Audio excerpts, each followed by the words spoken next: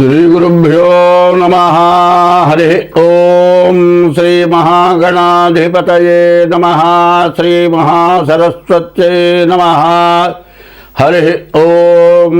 యక్కర్తా జగతాం భర్తా సంహర్తా మహసాం నిధి ప్రణమామి తమాదిత్యం బహిరంతస్తమోపకం భవత్యశ్వని నక్షత్రమస్వి దస్రస్తురంగమః ఆద్యస్తురంగస్తురగ అశ్వో వాజో హయో Hari.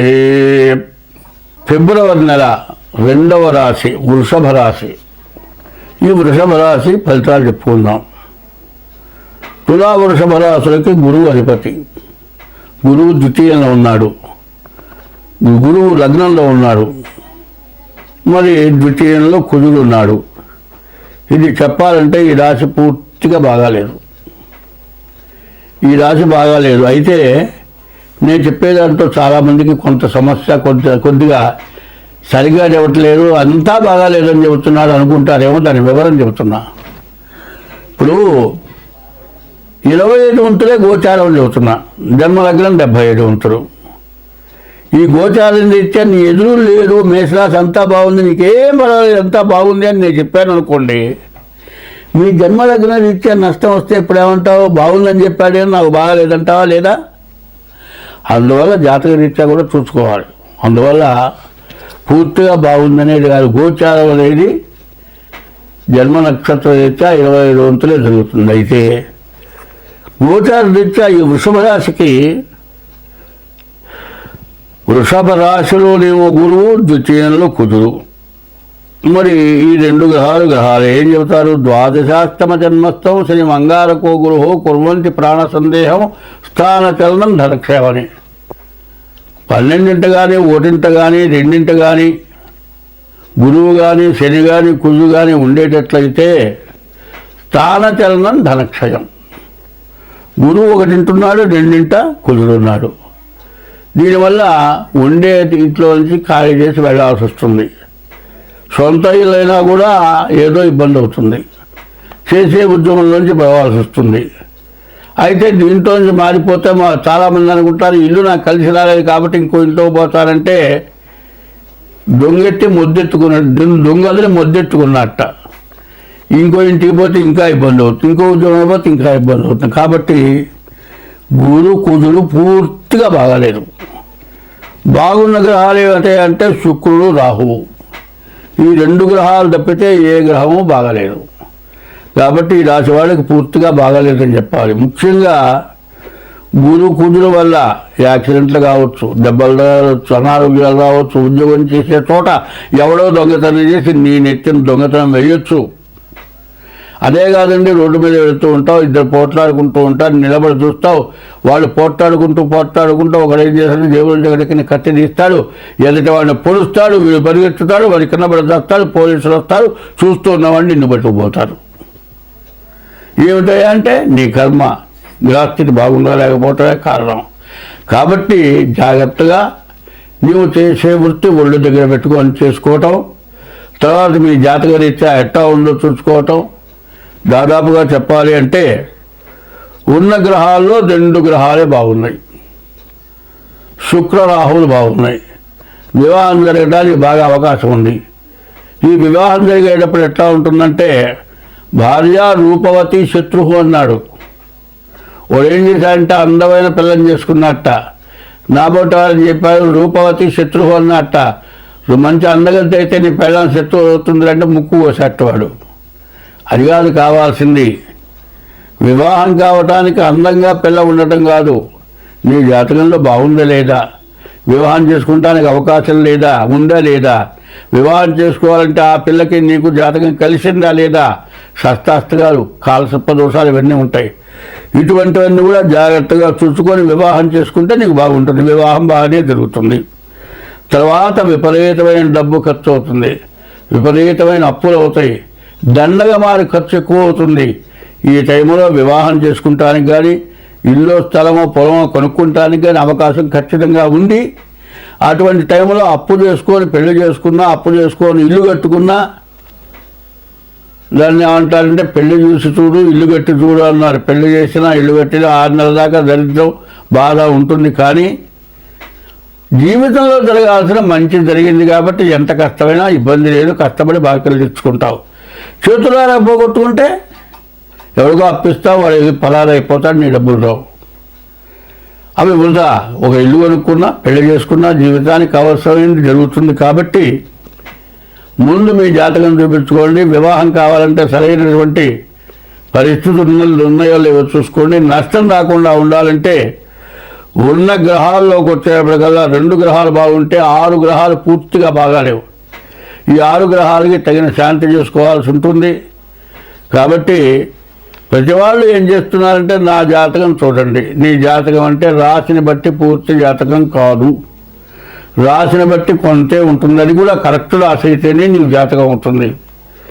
Correct రాశి అనేది జన్మ నక్షత్ర రీత్యా వస్తుంది. కాబట్టి అచ్చగా మేము చెప్పే దాని మీద ఆధారపడటం కాదు. తర్వాత మీ జాతకం చూపించుకోవడం చాలా అవసరం. అందులో ఇక్కడి నుంచి ఇది ఫిబ్రవరి నెల, మార్చి నుంచి కూడా మరి షష్టగ్రహ కూటమి రాబోతుంది. చాలా ఇబ్బందులు కష్టాలు రావడానికి అవకాశం ఉంది. కాబట్టి ముందు వెంటనే మీ జాతకాలు చూపించుకుంటే చాలా మంచిది. మీకు అన్ని విధాలా బాగుంటుంది. అయితే ఇంకొక మాట చెబుతూ ఉన్నాను. మీరు ఎంత జాతకాలు చూపించుకున్నా ఎన్ని చేసుకున్నా ఇంట్లో భార్యలు ఏం చేస్తారంటే ఏదైనా చెప్పొస్తే నువ్వు చెబితే నేను అవసరం కూర్చొని నోరు మూసి కూర్చొని అవసరంగా అంటారు. వృషభ రాశి చివరిదాకా చెప్పుకున్నాం, అయిపోయింది. కానీ అన్ని రాసులకి కావాల్సింది ఒకటి ముఖ్యమైన చెబుతున్నా. ఏమిటంటే ఇంటికి వచ్చేప్పటికల్లా సర్వ బాధ్యతలు వహించేది భార్య. తర్వాత ఇంకా తల్లిదండ్రులు ఉన్నారు అంటే కొడుకుని కానీ కోడల్ని కానీ సరైన దారిలో పెట్టేవాళ్ళు పెద్దవాళ్ళు వాళ్ళు. సరే, వాళ్ళ తర్వాత వాళ్ళు ఎవరు లేరనుకోండి, అచ్చగా భార్య ఉందనుకోండి, భార్య పిల్లల్ని కానీ భర్తని కానీ అందరినీ జాగ్రత్తగా అన్ని రకాలుగా చూసుకునేటువంటి వ్యక్తులు వీళ్ళు. పెళ్ళయిందాకనేమో తల్లిదండ్రుల మాట వింటున్నారు. పెళ్ళైన తర్వాత కోడలు ఏముంటుంది, జీవితం మొత్తం నీ పెత్తనమే కావాలా, ఇక నేను వచ్చాను నా పెత్తనం ఇక్కడ కూర్చొచ్చినట్టుంది అత్తగారిని. సరే, కొడుకు ఏం చెబుతాడు, భార్య మాట్లాడిందనుకో, నీకంటే నా తెలివి తక్కువ అంటే బయటికి పోయి నేను ఎంత సంపాదిస్తున్నానంటే నాకు ఎంత తెలివితేటలున్నాయి, నువ్వు చెబితే వినే స్టేజ్లో నేనున్నాను, కూర్చొని నోరు మూసుకొని అంటాడు పెళ్ళాన్ని. ఇది చాలా తప్పు. అదే కాకుండా సరే నువ్వు వింటావో వినవో తర్వాత సంగతి, వాడు చెప్పిన మాట విని సరే అని ఉన్న మంచి తీసుకో, చెడుంటే వదిలేసి వాళ్ళని బాధ పెట్టకుండా ప్రవర్తించాల్సిన బాధ్యతని తల్లిని కానీ అటు భార్యని కానీ. ఎందుకంటే భార్య తల్లిదండ్రుల దగ్గర 25 సంవత్సరాలే పెరిగింది. మిగతా జీవితం మొత్తం నీ దగ్గర నీ భార్య గడపాలి. నువ్వు నీ భార్యతో సహజీవనం చేసి ఏ సమస్య వచ్చినా ఇబ్బంది లేకుండా నువ్వు ఇంటికి వస్తే వేళకంత అన్నం పెట్టడానికి నీ భార్య నీకు ఉండాలి. ఆమె లేకపోతే నువ్వు ఎంత బయట కష్టపడి వచ్చినా ప్రయోజనం లేదు. సరే, ఇది కాకుండా నీ భార్య వచ్చే లోపల నీ తల్లిదండ్రులు నిన్ను పెంచి పెద్ద చేసి విద్యాబుద్ధులు చెప్పించి ఉద్యోగం ఇప్పించి చివరికి బతకడానికి మార్గం చూపించి పెళ్లి చేసి బతకరా అంటే అప్పటికి వాళ్ళ పని అయిపోతుంది, వాళ్ళ ఓపిక అయిపోతుంది. పని అయిపోవటం కాదు, బాధ్యతలు అయిపోవటం కాదు అక్కడ లెక్క. బాధ్యత అయిపోయినా కూడా శక్తి అయిపోతుంది. ఇక్కడి నుంచి నువ్వు వాళ్ళని చివరి దాకా చూసుకోవాల్సిన బాధ్యత కొడుకుని. అట్లాగే తల్లిదండ్రులు వదిలిపెట్టి వచ్చినటువంటి భార్య 75 సంవత్సరాలు నీతో కలిసి జీవించాలి అంటే నీవు సక్రమంగా నీ భార్యను చూడాలి. ఇటువంటి వాటిల్లో చాలా పొరపాట్లు జరుగుతున్నాయి. తల్లిదండ్రుల్ని సరిగ్గా చూడకపోవటం, భార్యని హింసించటం. ఎందుకంటే కంటి కంట కన్నీరులకైనా సిరి ఇంత నిలువ నేలది సుమతి అని సుమతి శతకంలో చెప్పుంది. ఇంట్లో వృద్ధురాలైన తల్లి కానీ చేసుకున్న భార్య కానీ బయట కళ్ళమ్మ నీళ్లు రాకపోయినా ఎవరైనా చూస్తారేమో అని దిగులు పడి చాటున ఏడవలన్నా ఏడుస్తుంది, లోపల కుళ్ళి బాధపడుతుంది. ఇటువంటి బాధ ఏ పురుషుడు అయితే పెడతాడో, ఎన్ని జాతకాలు చూపించుకున్నా, ఎన్ని దేవతా పూజలు చూచినా మీరు ఒడ్డున పడలేరు. భార్యని భర్త కానీ, భర్తని భార్య కానీ, అత్తగారు కోడల్ని కానీ, కోడల్ని అత్తగారు కానీ, ఇటువంటి హింసలు ఎక్కువైపోయి వాళ్ళ కోర్టుకు వెళ్ళి కోర్టులో కేసులు పేరుకుపోయి విడాకులు రాక, వేరే పెళ్లి కాక, ఏజ్ బారైపోయి, చదివి ఉండి, ఉద్యోగం ఉండి, సంపాదన ఉండి, అన్ని విధాల వివాహ జీవితం సక్రమంగా లేక ఎందుకు బతుకుతున్నారో అర్థం కాక సమస్యలు పడుతూ మా దగ్గరికి వస్తున్నారు జాతకాలకి. ముందు మీరు చేసిన తప్పు ఏదన్నా ఉంటే ఇది అందరికీ అర్థమయ్యేటట్టుగా ఇప్పుడు సభాముఖంగా చెబుతున్నాను. కాబట్టి దీన్ని సరిదిద్దుకోవడం చాలా అవసరం. ఒకరిని ఇట్లా వేలు పెట్టి చూపిస్తే 3 వేలు మంది చూపిస్తున్నాయి. అది జాగ్రత్త అవసరం. అందువల్ల ఎన్ని జ్యోతిష్యాలు చెప్పించుకోవడం జ్యోతిష్యం అవసరమే. జ్యోతిష్యం చెప్పించుకోవడం వల్ల పోయేది పోతుంది, కొంత పోతుంది. మిగతాది దోషం పోవాలంటే కుటుంబ సమస్యలు జాగ్రత్తగా చూసుకోండి, మీకు అన్ని విధాలు బాగుంటుంది. స్వస్తి. ప్రథమంగా మనం చెప్పుకోవాల్సింది భక్తిరాయ ఛానల్. ఈ ఛానల్ వారు ప్రథమంగా చెప్పింది ఏంటి? భక్తి తర్వాత భయం అనేది 2 ఉండాలి. భయం ఏంటంటే తప్పు చేశాము అంటే భయపడాలి, తప్పు చేయకుండా ఉంటాం మొదటిది, రెండోది భక్తి కలిగి ఉంటాం రెండోది. మొదటిది భయం కలిగి ఉండాలి. ఏదైనా ఇచ్చేస్తామో మనకేం జరుగుతుందో అనేటువంటి భయం ఉంటే దాని ద్వారా ఎప్పుడైనా పొరపాటు జరిగితే, తప్పు జరిగితే భగవంతుడు అనేవాడు ఉన్నాడు, వాడు శిక్షిస్తాడు. కాబట్టి భక్తి కలిగి ఉంటాం. ఇది ప్రథమంగా భక్తి రాయ ఛానల్ యొక్క స్వభావం ఇది. అయితే ఎవరి యందు భక్తి కలిగి మనం ఉండాలి. ఇందాక శ్లోకం చెప్పా, యఃకర్త జగతాం భర్త సంహర్త మహసాం నిధి ప్రణమామి తమాదిత్యం బహిరంతస్తమోపహం. యఃకర్త, ఎవరు కర్త? అందరికీ కర్త. భార్యకి భర్త కర్త, భర్తకి యజమాని కర్త. యజమానికి భర్త లోబడతాడు, భర్తకి భార్య లోబడుతుంది. ఒకళ్ళ యందు ఒకళ్ళు కృతజ్ఞతాభావంతో ఉంటేనే జీవనం జరుగుతుంది. వీళ్ళందరికీ యఃకర్త, ఎవరా కర్త? భగవంతుడనేవాడు ఒకడు ఉన్నాడు కర్త. జగతాం భర్త, యఃకర్త జగతాం భర్త. జగత్తు మొత్తానికి భర్త, భరాయించేటువంటి వాడు ఒకడు ఉన్నాడు. యఃకర్త జగతాం భర్త.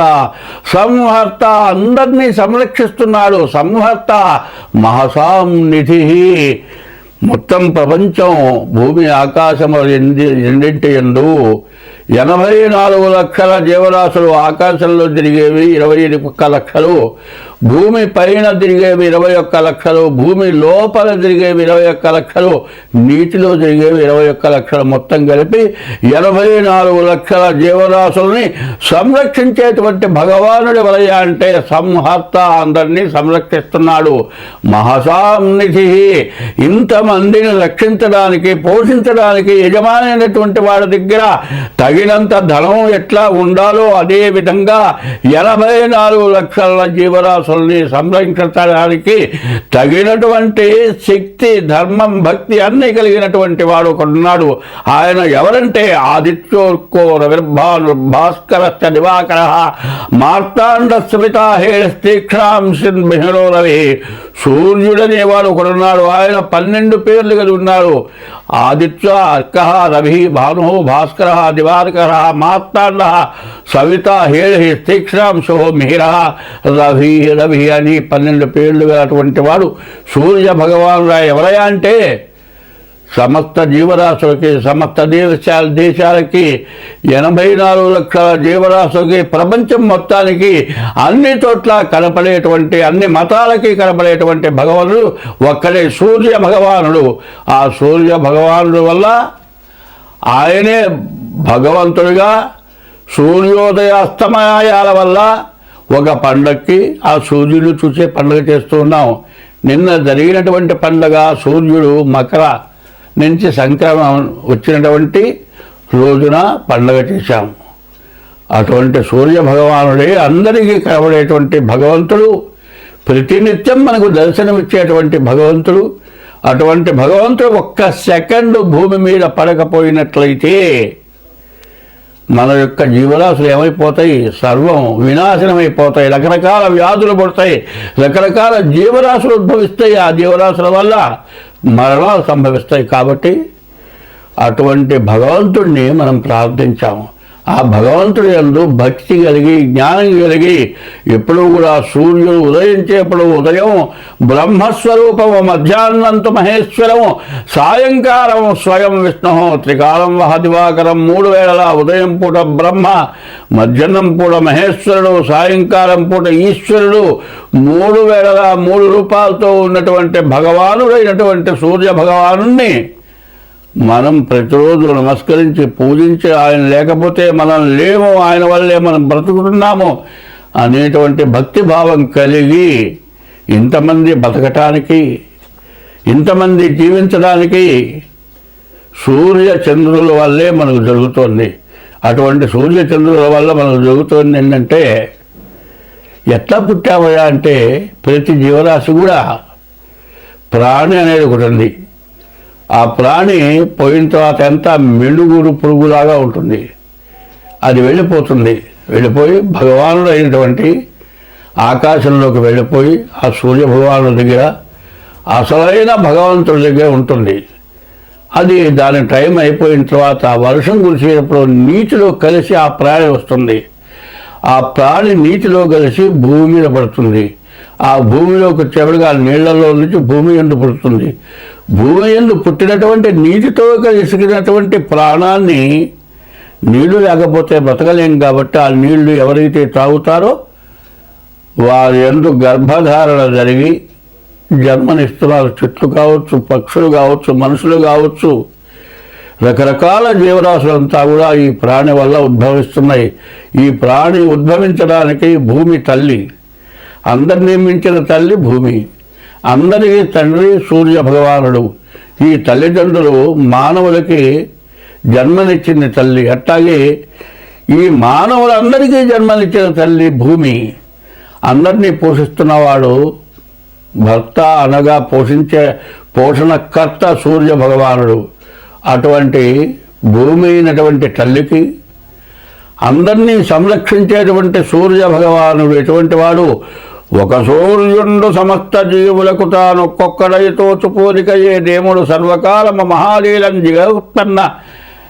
నిజోత్పన్న జన్యకతంబంబుల హృత్సరోహుడు హమలన్ నానా విధానం రూపకుడై ఒప్పుతుండు అట్టి హరినే ప్రార్థింతు సిద్ధుండనై అని భాగవతంలో ఈ పద్యం చెప్పబడింది.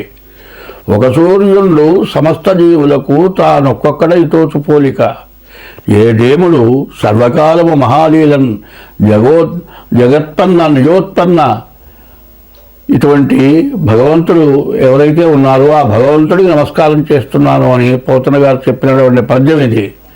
అట్లాగే ఈ సూర్యుడిని మనం ప్రార్థించాలి. ప్రతిరోజు కూడా సూర్యోదయానికి ముందు లేచి బ్రహ్మ ముహూర్తంలో సూర్య భగవాన్ని ప్రార్థించడం.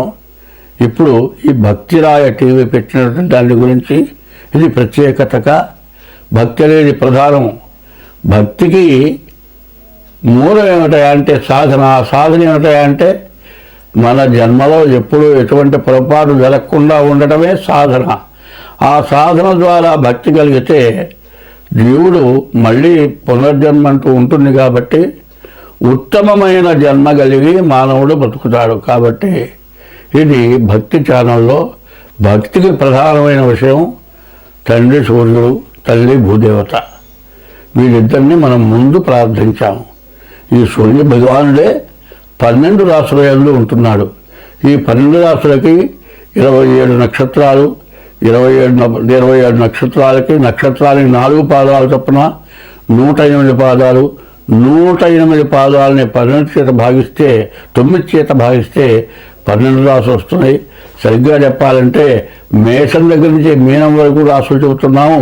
అట్లాంటి ప్రతి రాశికి కూడా సూర్య భగవానుడే ఉన్నాడు అని ఈ 12 రాశులకి సూర్య భగవానుల యొక్క పేర్లు 12 పేర్లు ఉన్నాయి కాబట్టి అటువంటి సూర్య భగవాన్ని ప్రార్థించి మనం చేసినటువంటి తప్పు వల్ల జరిగేటువంటి దోషాలని మనం అనుభవిస్తాం కాబట్టి భక్తి శ్రద్ధలు కలిగి అందరూ కూడా జీవించడం. మార్చి 29 నుండి 6 గ్రహాలు ఒక రాశిలోకి వస్తున్నాయి, మీనంలోకి వస్తున్నాయి. 2 సంవత్సరాల 6 మాసాలు మార్చి 30కి శని కుంభరాశిలో నుంచి మారి మీనరాశిలోకి వస్తున్నాడు. సంవత్సరం 10 నెలలకు రాహువు మీనరాశి నుంచి కుంభరాశికి వస్తున్నాడు. కానీ ఈ గ్రహాలు 6 గ్రహాలు ఒక చోట చేరినాయి. 6 గ్రహాలు ఎట్లా చేరినాయి, ఎందుకు చేరినాయి, ఏమిటి కారణం, దీనివల్ల వచ్చే కష్టమా నష్టమా సుఖమా దుఃఖమా అనేది ఆలోచించుకోవాలి. ఇంతకుముందు 60 సంవత్సరాలకి పూర్వంలో అష్టగ్రహ కూటమి అనేది వచ్చింది. ఈ అష్టగ్రహ కూటమి వచ్చినప్పుడు కొంతమంది మానవులు నడుస్తూ పడిపోయి పురాణాలు జరిగారు. మంచం మీద పడుకున్న వాళ్ళు పడుకున్నట్లే ప్రాణాలు పోయినాయి. తెల్లవారు చూస్తే మనిషి శవమై ఉన్నాడు. ఇట్లా రకరకాలైన మరణాలు, రకరకాలైన వ్యాధులు, రకరకాలైన సమస్యలు వచ్చినాయి. ఇప్పుడు కూడా 24వ సంవత్సరం 2024వ సంవత్సరం నుంచి 2027వ సంవత్సరం వరకు 24, 25, 26, 27 ఈ 4 సంవత్సరాలు కూడా దుష్ట చతుష్టయం అని చెప్పాలి. 24లోనే కొన్ని రకరకాలైన సమస్యలు బాధలు బాగా పెరిగిపోయి అసలు ఎట్లా బతకాలి, మానవుల కంటే రాక్షసులైనటువంటి జనం, రాక్షసులు అంటే వేరే లేరు, మానవుల్లోనే రాక్షసులు, రాక్షసత్వం ప్రబలిపోయి చాలా సమస్యలు వచ్చినాయి. అదే కాదండి, ఈ మధ్య కొన్ని యుద్ధాలు వచ్చినాయి. మరి ఉక్రెయిన్ మీద మరి ఇంకో దేశం, ఆ దేశం యుద్ధం చేసింది, రష్యా అమెరికా. రష్యా ఏం చేసింది, ఉక్రెయిన్ కూడా ఒకప్పటి రష్యాలో భాగమే. మరి వాళ్ళల్లో వాళ్ళు గొడవలు పడి మరి దాన్ని చాలా భాగంలో ఉన్నటువంటి వాడు విడిగా అన్నదమ్ముల్లాగా విభజన అయిపోయిన తర్వాత తమ్ముడు అన్న మీద ఎదురు తిరిగినట్లుగా ఉక్రెయిన్ రష్యాకి ఎదురు జరగటంతో వాళ్ళిద్దరికీ యుద్ధం వస్తే మధ్యలో కొన్ని దేశాలు ఉక్రెయిన్ని సపోర్ట్ చేసి యుద్ధం జరిపింది. ఈ యుద్ధంలో ఎంత నాశనం అయిపోయిందో, ఎన్ని భవనాలు, ఎన్ని రకాల ఆస్తులు సర్వనాశనం అయిపోయినాయో మనందరికీ కూడా బాగా తెలుసు.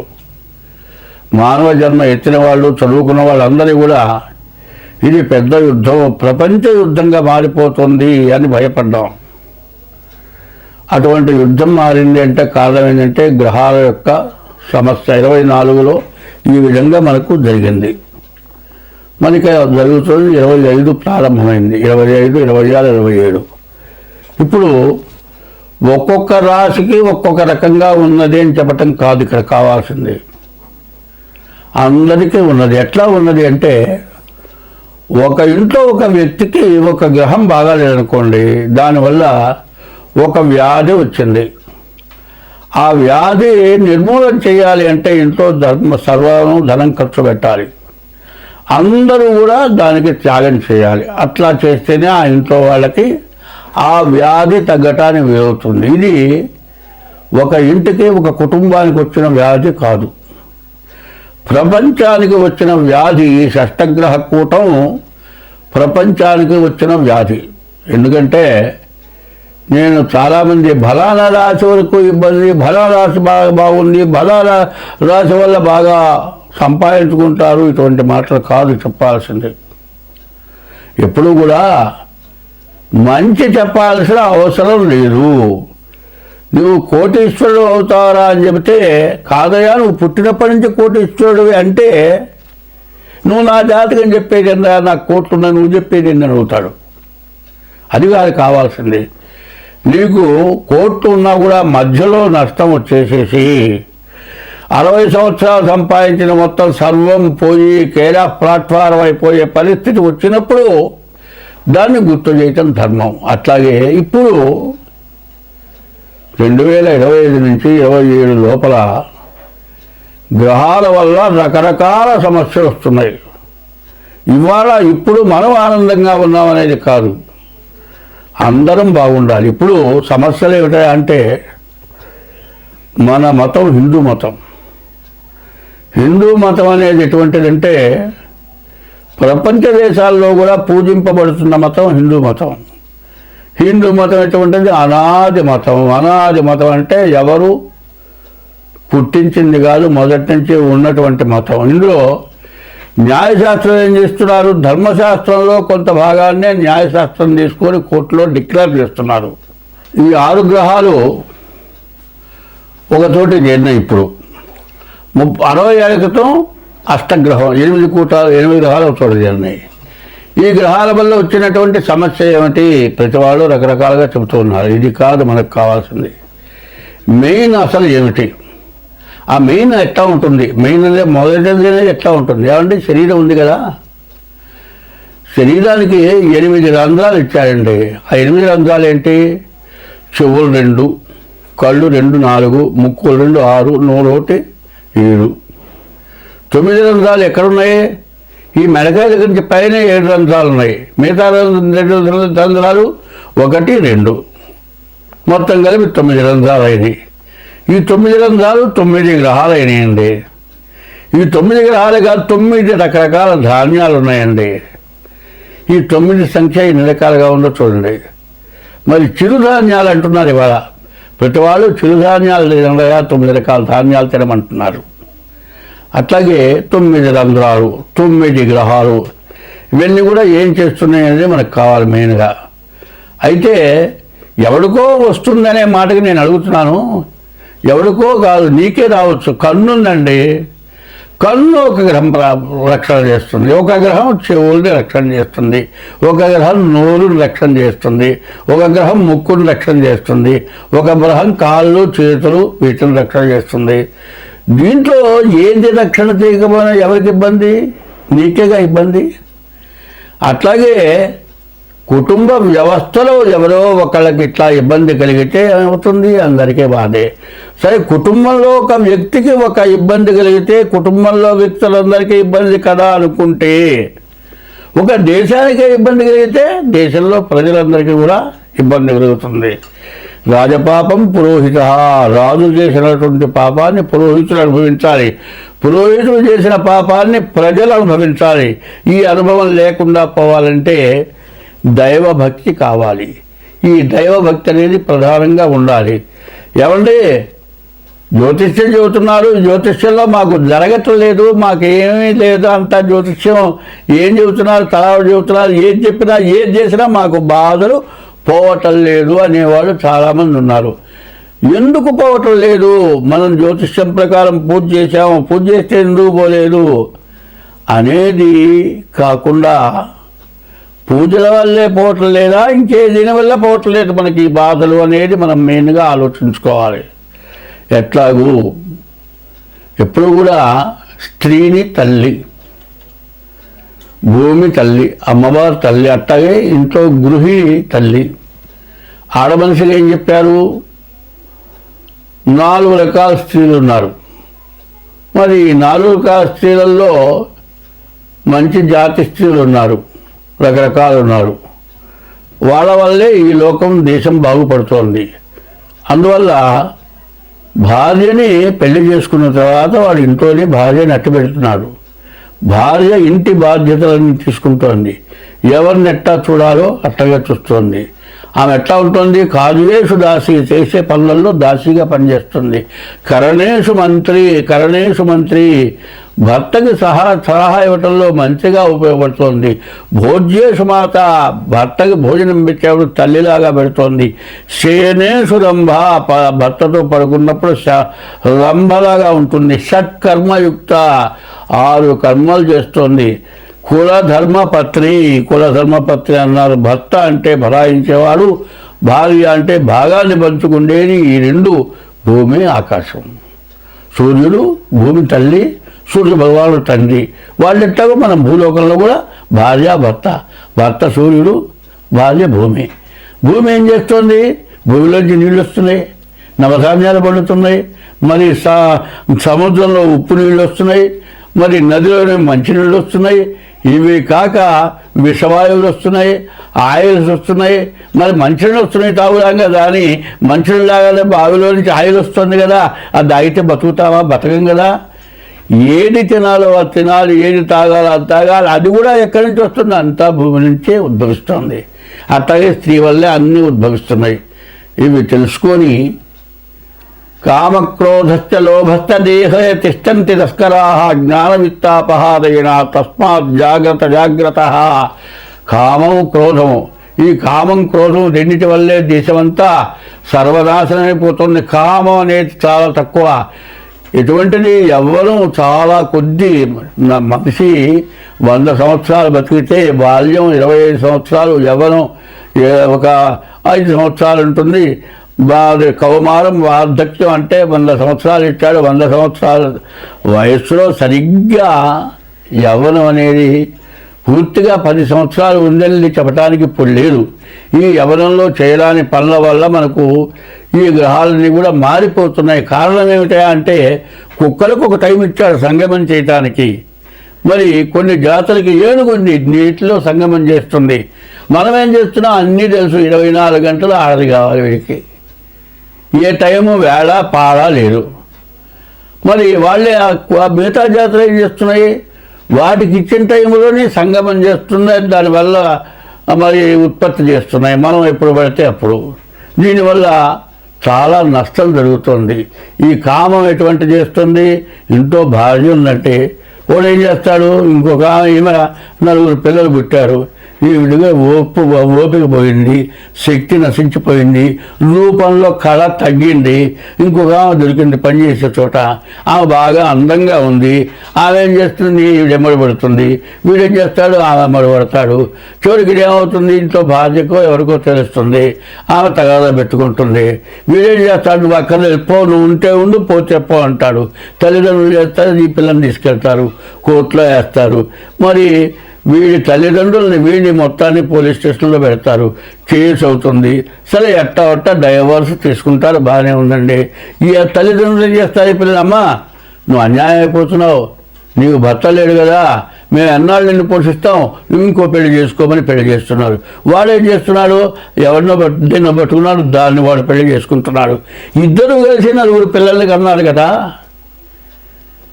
నీవు నీ పిల్లల్ని చూస్తానంటే తర్వాత చేసుకున్నవాడు నీ పిల్లల్ని చూడటానికి ఇష్టపడతాడా? ఇష్టపడ్డు. నీవు కావాలి కానీ నీ పిల్లలు వాడికి అక్కర్లే. సరే పోని వాడు పెళ్లి చేసుకున్నాడు ఇంకో దాన్ని, నా పిల్లలు తెస్తానంటే దానికి వీడు కావాలి కానీ పిల్లలు అక్కర్లే. ఇందులో మధ్యలో ఏమైపోతున్నారు? పిల్లలు అన్యాయం అయిపోతున్నారు, బజార్న పడిపోతున్నారు. ఈ తల్లిదండ్రులు ఎంతకాలం ఉంటారు? ఒక 5 ఏళ్ళు 6 ఏళ్ళు దాదాపు పిల్లలు పసిపిల్లలు ఉండగానే నాయనమ్మ తాత లేక అమ్మమ్మ తాత చచ్చిపోయినారు. ఈ పిల్లలు ఏమైపోయినారు? బజారు పాలైపోయినారు, అడుక్కొని తింటున్నారు, అనాథ వేయబడ్డారు. మరి భార్య వచ్చిన తర్వాత, పెళ్లి చేసుకున్న తర్వాత తల్లిదండ్రులు పెళ్ళ మాట విని తల్లిదండ్రులను చూడని వాళ్ళు కొంతమంది ఉన్నారు. సరే భార్యను ఇబ్బంది పెట్టి తల్లిదండ్రులను చూసి భార్యను వదిలిపెట్టి ఇంకో దాంతో పోయిన వాళ్ళు ఉన్నారు. ఇవి మహాపాపాలు అవునా కాదా? ఎవరికి వాళ్ళు ఆలోచించుకోండి. ఈ ఈ 6 గ్రహాల యొక్క కూటమి ఇటువంటి పాపాలు ఎవరైతే చేశారో అవి అప్పుడు గుర్తుకొస్తాయి.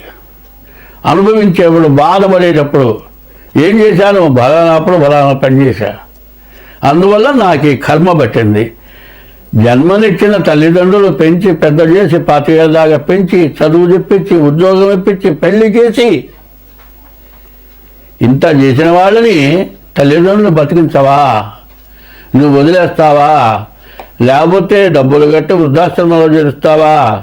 లేకపోతే శాంతం వదిలిపెడితే వాళ్ళు అనాథ శరణాలయం పోవాలా?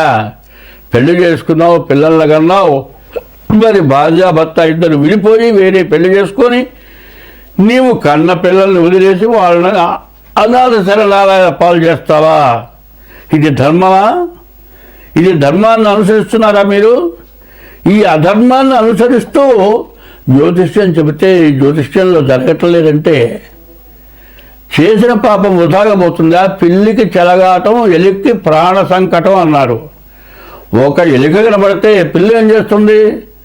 అటు పరిగెత్తిస్తుంది, ఇటు పరిగెత్తిస్తుంది, కటికన పట్టుకుంటుంది, తోక పట్టుకుంటుంది, నేలకేసి కొడుతుంది. ఒక్కసారి గొంతుకాయ కరికి చంపితే దానికి ఏమీ తెలియదు, బాధ లేకుండా పోతుంది. దాన్ని చిత్రహింస పెట్టి చంపావు. పిల్లి ఆ విధంగా చేసిన కంటే పిల్లి చేసిన దానికంటే మనం చాలా ఘోరాలు చేస్తున్నాం. ఈ ఘోరాల వల్ల దేశం భ్రష్టు పట్టిపోతుంది. మన హిందూ ధర్మంలో ఏంది? ఒక మగవాడికి ఒక్కటే భార్య. మన హిందూ ధర్మంలో తప్పితే ఏ ధర్మంలోనా ఈ మాట చెప్పే ఉన్నదా? ఇంకో ధర్మం మా ధర్మం గొప్పదని అంతం కాదు నేను చెప్పేది. హిందూ ధర్మంలో మొదటి నుంచే వస్తుంది, ఒక భర్తకి ఒకటే భార్య, ఒక భార్యకు ఒకటే భర్త, వీరిద్దరే జీవితం గడపాలి అని. దాదాపు ఇప్పటికైనా 150 మంది అదే ధర్మంలో ఉన్నారు. ధర్మాన్ని తప్పుతున్నారు. తర్వాత ఏం చేస్తున్నారు? ఇట్లా వెలబడిపోయి సహజీవనం అంటున్నారు. ఇవన్నీ కూడా ఎందుకు జరుగుతున్నాయి? ఇట్లాంటి గ్రహకూటాలు ఎందుకు వస్తున్నాయో ఆలోచించండి. ఇప్పుడు చాలామంది ఏం చేస్తున్నారు? ఈ రాశి వాళ్ళు నిన్నదాకా కుంభరాశి బాగాలేదు, కుంభరాశి నుంచి శని మీన రాశికి వచ్చాడు బాగుంటుందని చెప్పేవాళ్ళు కుంభరాశిలో ఉన్నటువంటి మీనరాశిలో ఉన్నటువంటి రాహువు కుంభరాశికి వస్తున్నాడు. మళ్ళీ కుంభరాశికి చెడు ప్రారంభమైందా? ఇట్లా గ్రహాల మార్పు వల్ల అందరికీ సమస్యలు రావటానికి బాగా సిద్ధంగా ఉన్నాయి. ఈ సిద్ధంగా ఉన్నటువంటి సమయాల్లో ఎవరు చేసిన తప్పు వాడు దిద్దుకోవాలి. ఈ దిద్దుకోవటం అనేది చాలా అవసరం. ఈ దిద్దుకోవటం అనేది ఎట్లా ఉన్నది అంటే, పురుషుడు 10 మందితో తిరగచ్చు, భార్య మాత్రం ఇంట్లోనే ఉండాలి. ఏమంటారు? మగవాడు వాడు దిగుతాడే, నీకే నువ్వు కూర్చో అట్లా అత్తగారు అంటుంది. ఇటువంటి సమస్యలు లేకుండా అందరం బాగుండాలి, ఈ షడ్గ్రహ కూటమి నుంచి మనం బయటపడాలి అనేది బాగా గుర్తుపెట్టుకోండి. ఇటువంటి పొరపాట్లు ఉన్నప్పుడు దానికి తగినటువంటి దోషం ఏంటో ముందు జాతకం చూపించుకోండి. జాతక రీత్యా ఇది గోచారం. ఇప్పుడు చెప్పేదంతా గోచారమే. గోచారం అంటే ఎట్లా ఉంటుంది? నీవు పుట్టినరోజు జన్మ నక్షత్రాన్ని బట్టేదే గోచారం. మీ పేర్లన్నీ నక్షత్రాన్ని బట్టి పెట్టలే. వెంకయ్యో, పుల్లయ్యో, సుబ్బయ్యో మీ తాత పేరు, మీ నాయన పేరు, మీ ఎవరి పేరు పెట్టారు. జన్మ నక్షత్రాలను బట్టి పేరు పెట్టలే. ఏమంటే నా రాశి ఏందో చూడండి అంటే నీ రాశి ఎట్లా చూస్తావు? నీవు పుట్టినరోజు జన్మ నక్షత్రాలను బట్టి రాశి చూడాలి. రాశి 25 వంతులే వస్తుంది. నీవు పుట్టిన టైమును బట్టి లగ్నం వస్తుంది. దాని ద్వారా 75 వంతులు నీ జాతకం జరుగుతుంది. ఈ రెండు జరగాలంటే ముందు నువ్వు పుట్టిన తారీఖు, నెల, సంవత్సరం, టైము కావాలి. దీన్ని బట్టి నీ జాతకం చూడాలి. ఒక్క గోచార రీత్యా మీ జీవితం మొత్తం జరుగుతుందని చెప్పడానికి ఎక్కడా అవకాశం లేదు. కాబట్టి ఇప్పుడు ఈ అష్టగ్రహ కూటంలో మీకుండేటువంటి సమస్యలు, మీకుండేటువంటి బాధలు పోవాలి అంటే ముందు డేట్ ఆఫ్ బర్త్ ద్వారా మీ జాతకం చూపించుకోవాలి. ఏమంటే మా పెద్దవాళ్ళు డేట్ ఆఫ్ బర్త్ రాయలేదు, మాకు సరిగ్గా జాతకం తెలియదు, ఎట్లా చెబుతారు మా జాతకం అంటే, డేట్ ఆఫ్ బర్త్ ఉండి కూడా టైం తేడా వస్తే కూడా లగ్నం మారిపోతుంది. కాబట్టి హస్త సాముద్రిక ద్వారా రెండవుతుంది. ఈ 2 రకాల్లో నేను చూస్తా జాతకం. ఇప్పుడు మీ డేట్ ఆఫ్ బర్త్ ఉంటే డేట్ ఆఫ్ బర్త్ పంపించండి, డేట్ ఆఫ్ బర్త్ లేకపోతే హస్త సాముద్రిక ద్వారా దీనికి తగినటువంటి ఫీజు కట్టాలి. ఆ ఫీజు ప్రకారం మీ జాతకం చెప్పడం జరుగుతుంది. వచ్చేది క్రిటికల్. ఎందుకంటే షష్టగ్రహ కూటం చాలా ఇబ్బందికరమైంది. ఒక కింద అగాధంలోకి దిగబోతున్నాము. అగాధంలో దిగక మునుపు పైన ఉండగానే మన జాగ్రత్త మనకు కావాలి. అగాధంలో దిగిన తర్వాత ఏమి చేయగలిగింది లేదు. అగాధంలో దిగిన తర్వాత ఏమయ్యా అని ఎవరన్నా నాబోట్టని అడిగారనుకో, నేను చెయ్యి పైకి రారా అంటే వాడేం చేస్తాడో చెయ్యి పట్టుకొని నన్ను కూడా అగాధంలోకి లాగి కింద పడేసి, ఏమిరా నేను కింద ఉండేవాడు, నువ్వు పైన ఉండేవాడివా, నువ్వు కూడా కింద పడ్డావుగా, చూసుకొని ఈ సంగతి ఏందో చూసుకో అంటాడు.